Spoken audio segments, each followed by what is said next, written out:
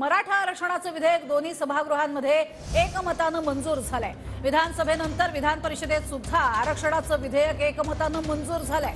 तर मराठा समाजाला 10% आरक्षण मिळण्याचा मार्ग आता मोकळाही झालेला आहे। मराठा समाजाला मिळालेलं आरक्षण हे कोर्टात टिकणारं असेल असंही मुख्यमंत्री एकनाथ शिंदे यांनी म्हटलेलं आहे।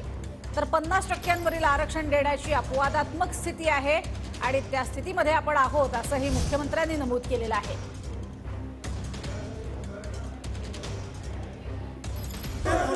अध्यक्ष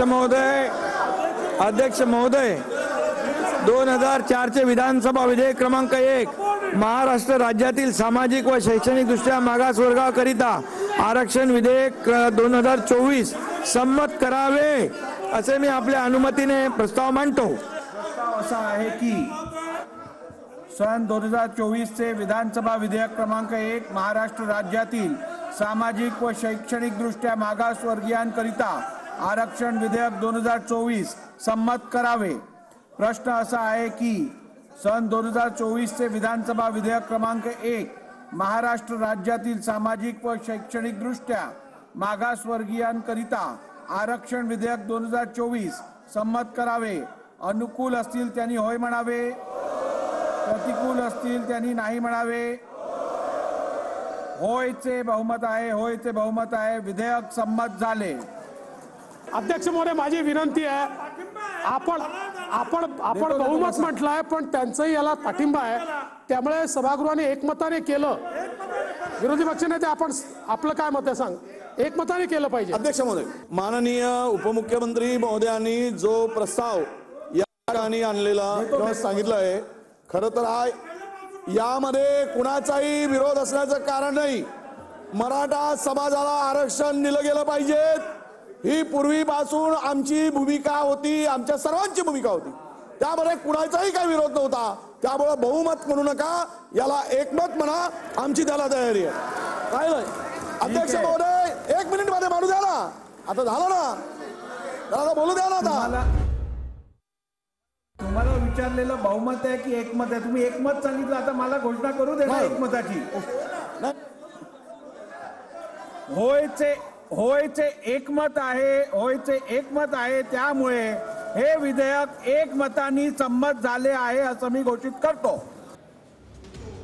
तर मराठा समाजाला शिक्षण आणि नोकरीमध्ये 10% आरक्षण देण्यात आलेलं आहे। आपण बघितलंय, बहुमतानं नव्हे तर एकमतानं हे आरक्षण मंजूर करण्यात आलेलं आहे। मराठा समाजाला शिक्षण आणि नोकरीमध्ये हे 10% आरक्षण असेल। मराठा समाज आर्थिक, सामाजिक आणि शैक्षणिक दृष्ट्या मागास असल्याचं मराठा समाजातील मागास वर्गासाठी हे स्वतंत्र आरक्षण देण्यात आलेलं आहे। तर 84% मराठा समाज हा आरक्षणासाठी पात्र आहे। राज्याच्या लोकसंख्येपैकी मराठा समाजाची लोकसंख्या ही 28% आहे। तर राज्य सरकारी नोकऱ्या, शिक्षण संस्थांच्या प्रवेशासाठी हे आरक्षण असेल। मराठा समाजाला राजकीय आरक्षण मिळणार नाही। तर खासगी शैक्षणिक संस्था, राज्याकडून अनुदान प्राप्त होणाऱ्या संस्थांना मात्र आरक्षणाचे आदेश लागू असतील। राज्य सरकारी मंडळ, महामंडळ, संविधानिक संस्था, शासकीय कंपन्यांमध्ये हे आरक्षण असेल। तर शेतकरी आत्महत्यांची आकडेवारी पाहता 94% लोक हे मराठा समाजातलेच आहेत। मराठा समाजाला दिलेल्या लाभाचा प्रत्येक 10 वर्षांनी आढावा घेतला जाणार आहे। तर मराठा समाजाची आर्थिक स्थिती ढासळत असल्याचं सर्वेक्षण समोर आलेलं आहे। 21.22% मराठा कुटुंब हे दारिद्र्य रेषेखालील आहेत। मागास मराठा समाजाचं प्रमाण रोजगार, सेवा आणि शिक्षणात कमी असल्याची नोंदही झालेली आहे। तर 28% असलेल्या मराठा समाजाला इतर मागासवर्ग प्रवर्गात ठेवणं न्यायकारक नसेल असंही अहवालात नमूद आहे। मराठा समाजाला वेगळा प्रवर्ग असणं गरजेचं आहे। त्यामुळे मराठा आरक्षण देण्यासाठी 50%ची मर्यादा ओलांडण्यासारखी स्थिती आहे असंही मुख्यमंत्र्यांनी म्हटलेलं आहे।